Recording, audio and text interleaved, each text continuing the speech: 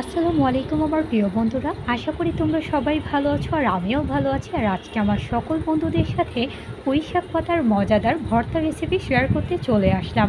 পুঁইশাক পাতার ভর্তাও খেতে এতটা সুস্বাদু আর লোভনীয় হয়, তোমরা বাসায় একবার ট্রাই না করলে বুঝতেই পারবে না। তোমরা তো অনেক মাছ মাংসের ভাজি আইটেম ট্রাই করেছো, তবে একবার যদি এই পুঁইশাক পাতার ভর্তার রেসিপিটা ট্রাই করো, জাস্ট হাত চেটে পুটে ভরপেট ভাত খাবে। আর এই ভর্তাটা তৈরি করার জন্য আমি ফ্রাই প্যানে সয়াবিন তেল দিয়ে দিচ্ছি। আর তেলটা ভালো মতো গরম হয়ে আসলেই এখন আমি পেঁয়াজ কুচি, রসুন কুচি আর সাথে কয়েকটা শুকনো মরিচ দিয়ে দিলাম।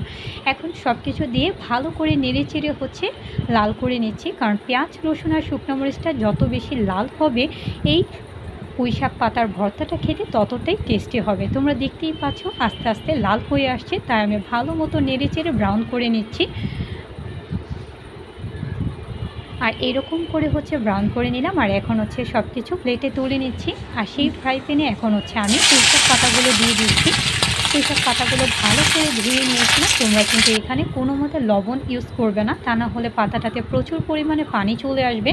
আর এখন আমি পাতাটা কিছুক্ষণের জন্য ঢেকে রাখছি। আর আমি এই পুঁইশাক পাতার ভর্তাটা শুটকি দিয়ে তৈরি করছি, এটা খেতে আরও বেশি টেস্টি হয়। আর আমি এখানে বাসমতি শুটকি নিয়ে নিয়েছি, তোমরা চাইলে চাপা শুটকি দিয়ে এই মজাদার ভর্তাটা তৈরি করতে পারো। আর আমি পাতায় মুড়িয়ে নিলাম, তা না হলে ফ্রাই প্যানের শুটকিটা লেগে যাবে। আর বারবার আমি নাড়াচাড়া করে নিচ্ছি। আর পাতাটা যাতে সুন্দর মতো ভাজা ভাজা হয়ে যায়, তাই আমি আবারও কিছুক্ষণের জন্য ঢেকে রাখলাম। কিছুক্ষণ পরপর ঢাকনাটা তুলে নিচ্ছি। আর পাতাটা কালারটা পুরোপুরি চেঞ্জ হয়ে আসছে, তারপর আমি নামিয়ে নেব, তা না হলে আমি ভালো করে নেড়ে চেড়ে বারবার ভেজে নিচ্ছি পাতাগুলো।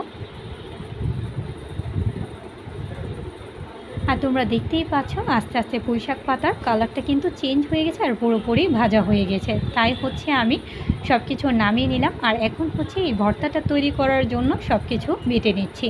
আর আগে আমি শুকনো মরিচটা নিয়ে নিলাম ভর্তাটা তৈরি করার জন্য। আর সাথে সামান্য একটু লবণ ইউজ করে দিচ্ছি, যেহেতু আমি আগে লবণ দিই নাই। দিয়ে ভালো করে শুকনো মরিচগুলো আগে বেটে নিচ্ছি। আগে থেকে ভেজে রাখা শুকনো মরিচটা বেটে নিয়েছি। আর এখন আমি পুঁইশাক পাতাগুলো বেটে নিচ্ছি। আবার অল্প একটু লবণ দিয়ে দিচ্ছি, এতে পাতাটার মধ্যে একদম স্বাদ মতো লবণটা চলে আসবে ভর্তাটাতে। আর সাথে এখন ভেজে রাখা পেঁয়াজ কুচি আর রসুন কুচিটাও দিয়ে দিচ্ছি, একসাথে দিয়ে এখন বেটে নিচ্ছি। তোমরা তো অনেক রকমের ভর্তাই খেয়েছো বন্ধুরা, তবে এই পুঁইশাক পাতার ভর্তাটা যদি একবার ট্রাই করো, আশা করি আমার বন্ধুদের কাছে অনেক অনেক ভালো লাগবে আর জাস্ট জিভে জল চলে আসবে।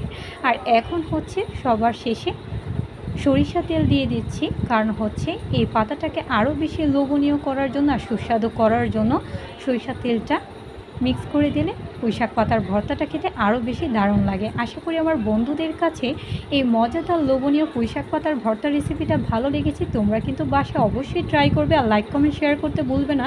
যারা যারা আমাকে সাপোর্ট করছে অসংখ্য ধন্যবাদ, যারা এখনও সাপোর্ট করেন সাপোর্ট করে ফেলো আমার নিত্য নতুন ভিডিও দেখার জন্য। আজকে এই পর্যন্ত, আল্লাহ হাফেজ।